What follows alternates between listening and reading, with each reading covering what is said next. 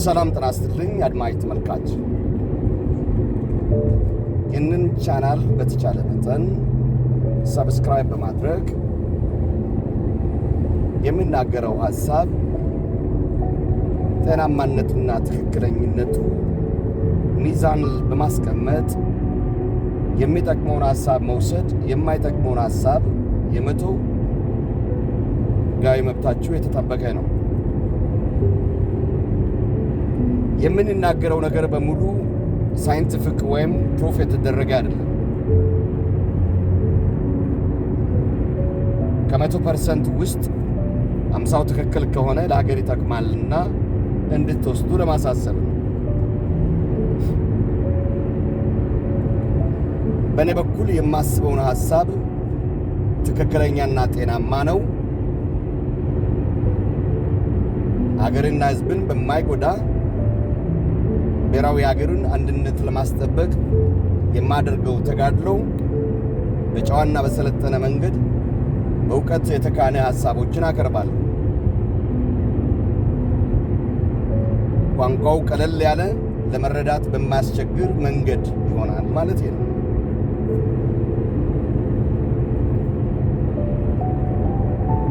የመጀመሪያው ንግግሮቼ ከበርካታ ቪዲዮዎች ውስጥ ዛሬ ለየት አድርጌ ላቀርብ የፈለግኩት የኢትዮጵያ ጦርነት ወደ ተሳሰበ ውስብስብ ወደ ሆነው መንገድ የወሰደው ችግር ምንድን ነው? በርካታ ምክንያቶች መጥቀስ፣ ማሳየት፣ ማውጣት ያስፈልጋል።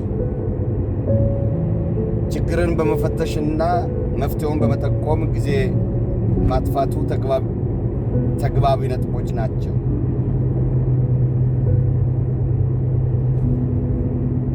የጦርነቱ ግጭት አገሪቱ የጦርነት ቀጠና እንድትሆን የአመለካከት፣ የአስተሳሰብ፣ የስልጣን ክፍፍል፣ ራስ ወዳድነት፣ ስግብግብነት፣ የሀገራዊ እሴትን መሰረት ባላደረገ በግል ፍላጎት በመጠመድ የመጣ ውስብስቡ ችግር ነው።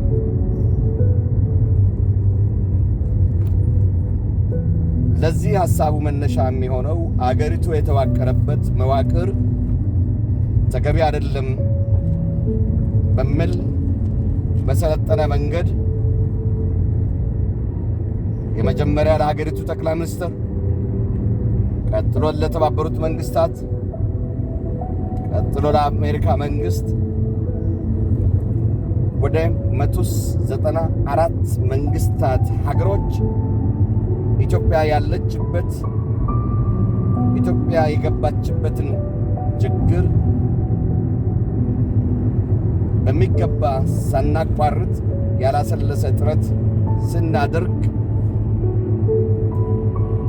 ከኛ በላይ አሳር ያሉ የፖለቲካ ቡድኖች፣ የመንግስት መሪዎች፣ ግለሰቦች፣ ጋዜጠኞች በፈጸሙት ሴራና ደባ ትውልድ ወደ ጦርነት እሳትና ማገዶ እንዲገባ ተፈርዶበታል። በትውልድ ላይ የፈረዱት በእውቀትም ያለ እውቀትም የታጀቡ ቡድኖች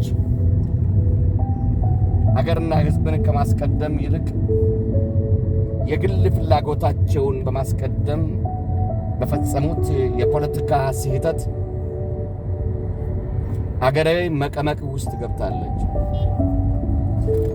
ትውልዱ የዘላለም እረፍት እንዲያጣ ተፈርዶበታል። በጦርነት እሳት እንዲለበለብ የፈረደው ይኸው ትውልድ ነው። ይኸው ምሁር ነው። ይኸው ጋዜጠኛ ነው። ይኸው የፍትህ አካል ነው። ይኸው የስልጣን ባለቤት የሆነው ህዝብ ነው። አሁን አብይ አህመድ የአማራውን ነገድ አዳኝ ክርስቶስ ሆኖ በፎቶሾፕ የተሰራ ፎቶግራፍ ፔስት በማድረግ የጦርነት አዝማች ሆኖ የቀረበበት ሰነድ ፎቶግራፍ ስንመለከት ያ አይነቱ ስፍራ በኢትዮጵያ ታሪክ ውስጥ የለም።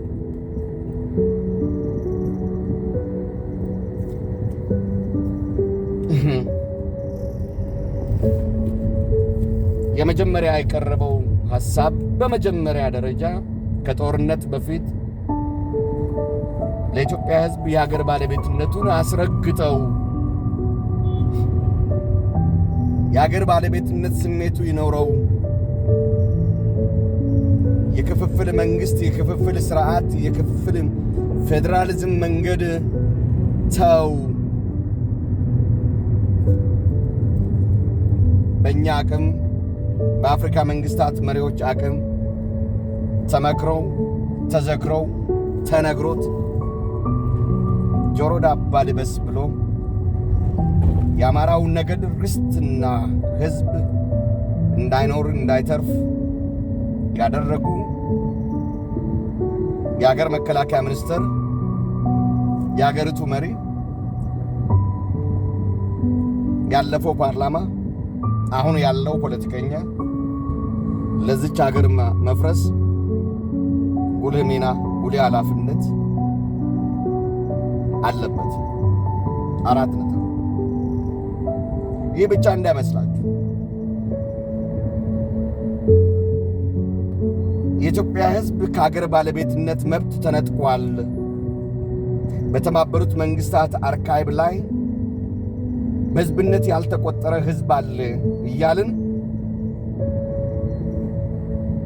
ከአማራው ነገድ የሚወጡ ኃይሎች፣ ቡድኖች፣ ግለሰቦች፣ ሚዲያን የተቆጣጠሩ ጨካኞች የራሳቸውን ነገድንም ጭምር በጦርነት አውድሞ ሌላውን የብሔር ብሔረሰብ ከሀገር ባለቤትነት እያገለሉ የብሔር ብሔረሰብ ልጅ ስመጣ እያሳደዱ በር እየዘጉ እየቆለፉ ብሔር ብሔረሰብ ወዴት ነው እያሉ የሚያላዝኑ አያሌዎች ገጥሞኛል።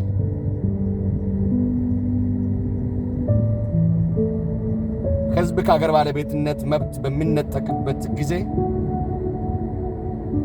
ህዝብ በጋራ ሆኖ ለጋራ አንድነትና ለጋራ ነጻነት የሚታገልበት ወቅት የነዚህ ኃይሎችና ቡድኖች ለገዛ ወገናቸውና ህዝባቸው ያልሆኑ የማይሆኑ ሲከሱን ማየት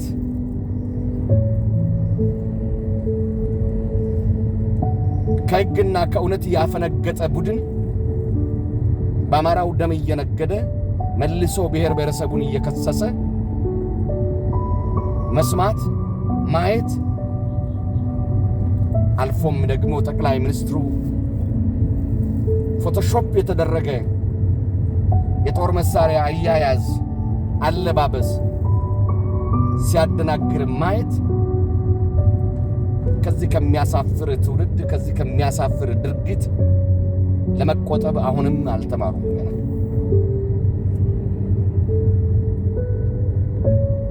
በመጀመሪያ ደረጃ ሀገርና ህዝብ እዚህ ደረጃ እንዲደርስ ሁሉም ሰርቷል። ትውልድ እንዲወርቅ ሁሉም የራሱን ሀገር ካርታ መስርቶ በኪሱ ይዞ የሚነግድ ነው። የራስ ካርታ የሌለኝ የራስ ጎጥ የሌለኝ በንጹህ መንገድ ለሰው ልጅ መብትና ነጻነት የማደርገው ትግል የሚያደርጉ ትግሎች እንዲኮላሹ የሰሩ ቡድኖች ናቸው ዛሬ ኢትዮጵያዊ ለመሆን የሚያስቡ።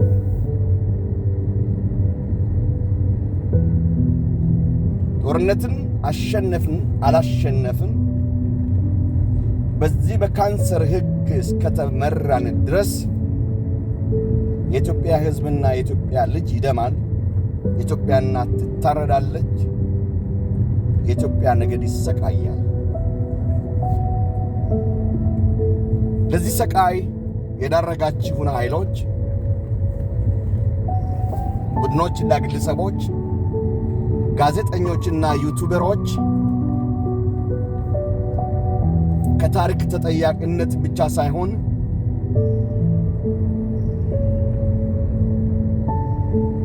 ከሕጋዊ ፍርድ የማናመልጥበት ጊዜ የሚመጣበት ሩቅ አይደለም።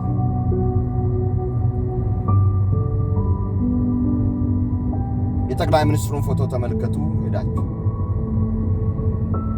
ቤተኛው ሀገር ላይ ሆኖ ይህንን ፎቶ እንደተነሳ ባናውቅም ጠቅላይ ሚኒስትሩ መገንባት የነበረበት መሰረቱ ብሔራዊ ጦርና ብሔራዊ ሀገርን መመስረት እየቻለ ብሔራዊ ክፍፍል በሰው ልጆች ያመጣ ወያኔ ለ27 ዓመት ያልሞከረውን መንገድ የሞከረ የሰው ልጅን በሙሉ ንብረትን እንዲወድም ያደረገ መንግስትና ስርዓትን የገነባ ለዚያ ደግሞ የሚያጨበጭብ ትውልድ ነው የተፈጠረው። እውነት የሚባለው ነገር አንፈልግም ነው ያላችሁ። ፍትህ የሚባለው ነገር አንሰማም ነው ያላችሁ። ሕገ መንግሥት የሚባለው ነገር አይነካብን ነው ያላችሁት። ሕገ መንግሥቱ እስካልተነካ ድረስ ያንተ ኑሮና ያንተ ሕይወት እየተናጋ ይቀጥላል ነው። ግልጽ አማርኛ ነው። የአማራው ነገድ አማርኛ እየተናገረ አማርኛውን በሚገባ አልተረዳም። የአማራው ነገድ ፖለቲከኛ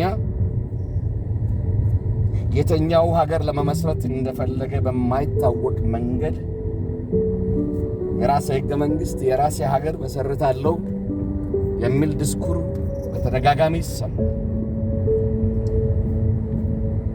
ጦርነት እንሄዳለን ሲባል ጦርነት እንሄዳለን ይላሉ። ለሀገሪቱ የፍትህ መሰረትና የፍትህ መንገድ ሐሳብ ሊያፈልቅ ያልቻለ ቡድን ፖለቲከኛ የሆነበት ሀገርና ዓለም ውስጥ ነው ያለው። አሁን ማንን እንስማ? ማንን እንከተል? ጠቅላይ ሚኒስትሩ በሆሊውድ ፎቶ የታጀበ ነው። ፖለቲከኛው ተብዬው የሆሊውድ አክተር ሆኗል። እንዲህ አይነት ዝብርቅርቅ የወጣ አካሄድ ሀገርና ሕዝብን ያድናል ብትሉኝ ከሆነ ይሄ መንገድ ሀገሪቱን አያድንም። ሀገሪቱን የሚያድን መንገድ መከተል ስላልፈለጋችሁ ለመፍጠር የፈለጋችኋት ሀገር በውስጣችሁ ስላለ ራሳችሁን በውሸት ተስፋ እያታለላችሁ ለመኖር ስለወደዳችሁ ካልሆነ በስተቀር ኢትዮጵያ ስቃይና መከራ በአንድ ጀንበር ውስጥ ማቆም የሚቻል ትግል ነው ያለው። ድሮን መግዛት ሳስፈልገን ገንዘቡን በጦርነት ማውደም ሳስፈልግ የምዕራብ ወለጋና አማራን ከማሳረድ ተቆጥበን የሥርዓትና ሕገ መንግሥት ለውጥ ለማድረግ ይህንን ስናገር ስንጠይቅ ቀስ ብለን ነው ትሉኛላችሁ። ምን ማለት እንደፈለጋችሁ ቋንቋው ስላላወቅኩኝ በሚታወቁት ቋንቋ እንድታስረዱኝ ለማሳሰብ ነው። አገር የምትድነው ሕዝብ በሀገር ባለቤትነት የሚኖረው የራሱ ሕገ መንግሥትና የራሱን ታሪክ የአባቶቹን ሀገር ሲረከብና ሲያስረክብ ብቻ ነው። ያንን ለማድረግ ለሰው ልጅ የተሰጠ በዩናይትድ ኔሽን የጸደቀ መርህ አለ። እንከተለው። መፍትሄው በእጃችን ነው። ለመዳን የወደደ መብቱ በእጁ ነው። ለሞትና ለጥፋት የወሰነ ኃይልና ትውልድ ግን እየደቀቀና እየሞተ ጥቂት ሰው ይኖራል። አመሰግናለሁ።